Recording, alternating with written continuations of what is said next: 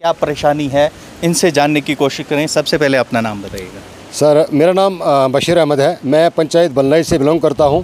और ये बेदार बल्लाई के लोग हैं, क्योंकि विलेज लिहाज से ये एक ही है, पंचायतें अब इसमें 2 हो गई हैं।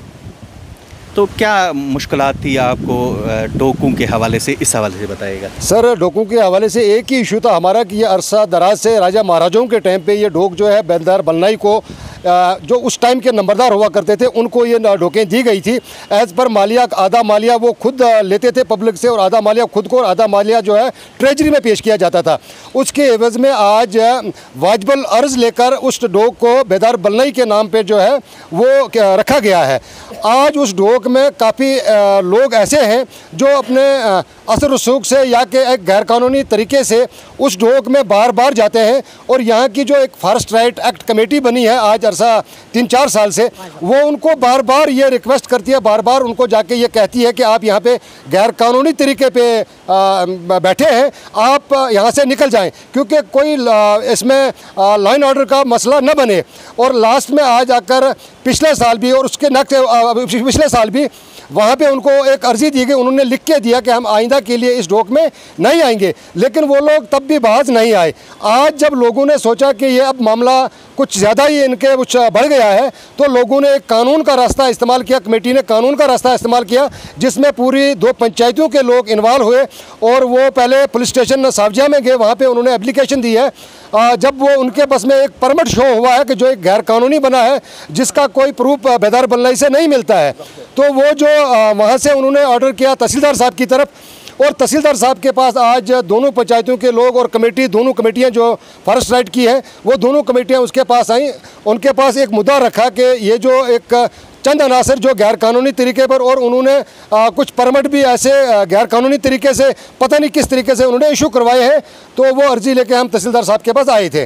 तहसीलदार साहब ने क्या यकीन दहानी दिलाई है, इस हवाले से बताइएगा।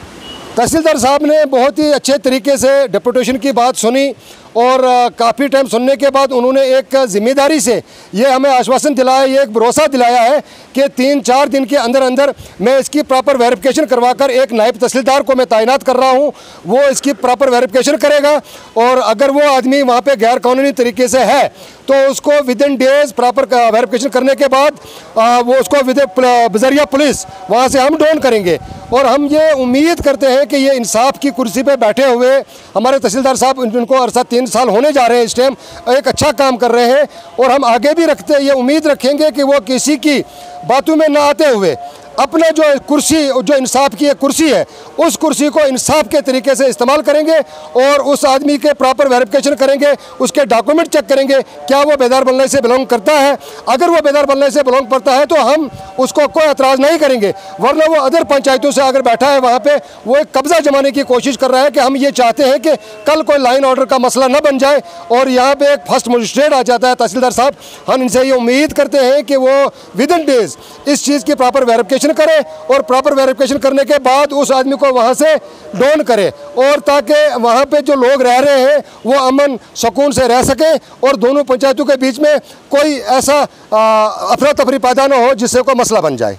ये सब लोग बेदार बल्लाई से ताल्लुक़ रखते हैं। ये डोक के सिलसिले में आए थे जनाब तहसीलदार साहब के पास।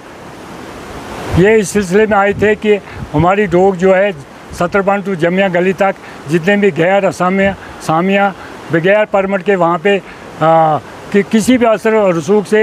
बसे हैं, तो हम तहसीलदार साहब का नहायती तहे दिल से शुक्रगुजार हैं कि उन्होंने ये मौके पर ही हुक्म बख्शा। जितने भी लोग वहाँ पे आपस में आए थे, तो उन्होंने बोला कि 3 दिन के अंदर अंदर जो बगैर परमिट के जितने भी लोग हैं,